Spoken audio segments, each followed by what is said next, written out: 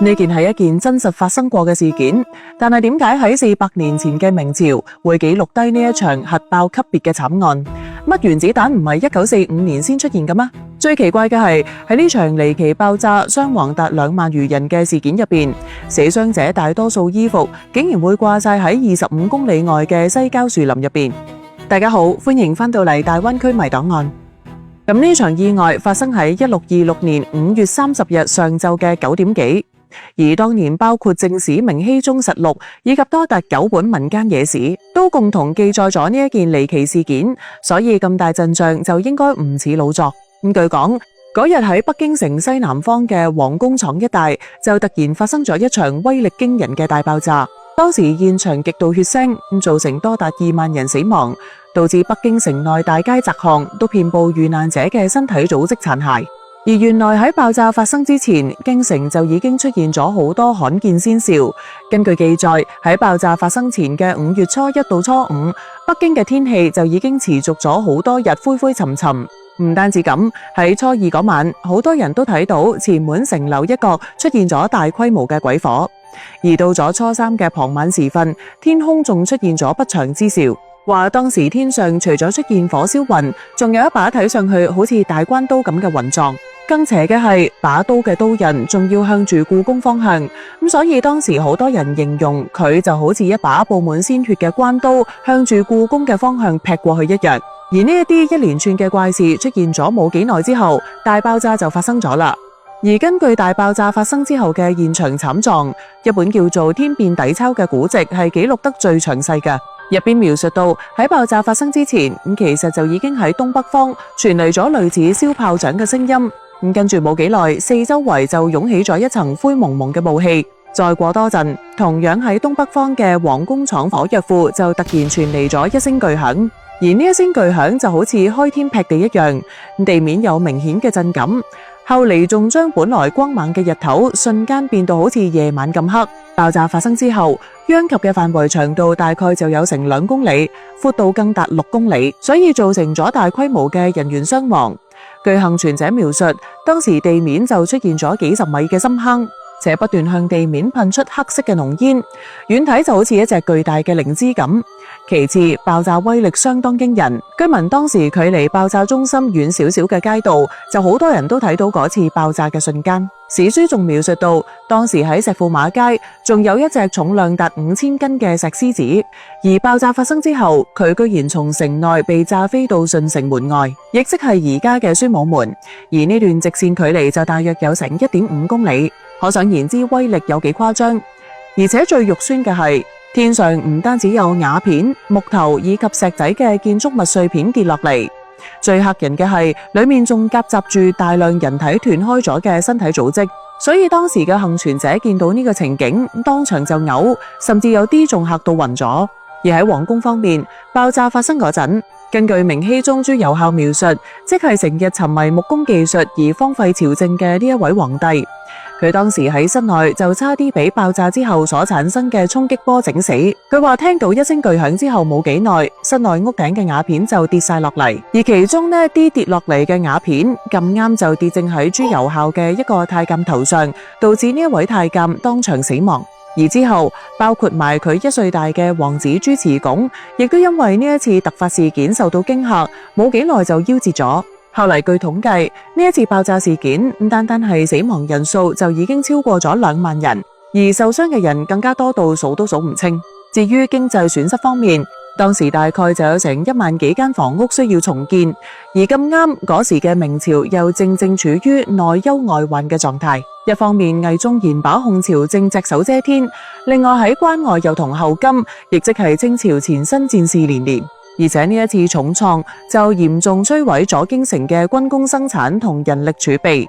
因而朝廷被迫從本身就唔富裕嘅國庫入邊緊急撥付咗1萬兩官銀用嚟賑濟災民。而依筆少之又少嘅災款，亦都可以睇得出，對於當時正喺遼東進行長期戰爭、財政已極度緊張嘅明朝嚟講，有幾咁雪上加霜。而跟住落嚟，慢慢有人發現呢一場爆炸嘅悲慘場面背後，其實仲隱藏住非常多冇辦法解釋嘅詭異現象。第一，有唔少嘅遇難者或者幸存者身上嘅衣物都唔見咗。大部分呈現出裸體嘅情況，而且喺遇難者身上都揾唔到咩明顯嘅燒傷痕跡，所以啲衫就好似俾人除走咗，又或者扯走咗咁。其次，佢哋啲衫唔係冇咗，而係集中出現喺幾十里外嘅幾個地方。比如話喺昌平洲嘅教場裏面就發現咗成堆嘅衫褲、器皿，甚至係銀紙，而且有啲衣物仲掛咗喺好高嘅樹頂上面。所以呢一種情況真係非常詭異。畢竟單純嘅爆炸似乎冇辦法造成呢一種人同衫嘅分離現象。而第二個奇怪現象就係呢場爆炸好似具有自我意識咁，識得對人進行選擇性傷害，而唔係無差別性攻擊所有人。譬如話當時有啲坐喺轎入邊發現嘅幸存者，佢哋全身赤裸，所有衫褲都唔見晒，但係人就好似完全冇事一樣咁離奇。只不過外面抬轎嘅嗰幾個轎夫就冇咁好彩，全部身亡。而第三個奇怪現象就係好多人口大規模咁失蹤。譬如話喺粵西會館嘅路口有間學堂，而呢一間學堂入邊嘅教書先生同學生加埋總共有30幾人。但喺爆炸發生之後，呢30幾人就一啲蹤跡都揾唔到，佢哋好似人間蒸發一樣。而類似事件仲包括埋當時正返回京城路上嘅宣府楊總兵，佢哋隊伍一行7個人。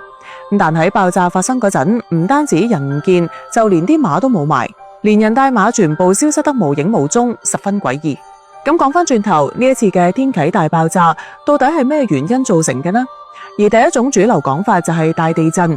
因為北京喺歷史上確實發生過唔少次地震，譬如話1057年5月26號。即係北宋嘅嘉佑2年，喺北京大興就發生過6.8級地震。跟住到咗1484年2月7號，即係明成化20年，喺昌平嘅居庸關一帶，亦都發生過接近7級嘅地震。而同樣呢一次事件有好多特徵都符合地震嘅講法，譬如話災難發生之前嘅呢啲先兆，好似出現古怪形狀嘅雲，個天灰暗陰沉，又話有類似炮仗嘅聲等等。而呢一啲正正都係地震發生前可能會出現嘅特殊現象，再加上地震間接導致咗皇宮廠裏面嘅火藥發生大爆炸，所以喺地震同火藥爆炸嘅雙重打擊之下，先至會造成嗰次破壞力驚人嘅天啟大爆炸事件。而以上嘅推斷其實聽落好似都幾合理，不過下面呢一啲漏洞始終都係冇辦法解釋。首先，地震冇辦法導致物體發生大面積位移。所以嗰隻5000斤重嘅石獅子點樣喺短時間內位移至1.5公里嘅城門外？單憑呢一點，其實就可以排除地震同人為嘅惡作劇推斷。其次，遇難者嗰啲衫褲點解會集中出現喺城外幾十里遠，就更加冇辦法解釋。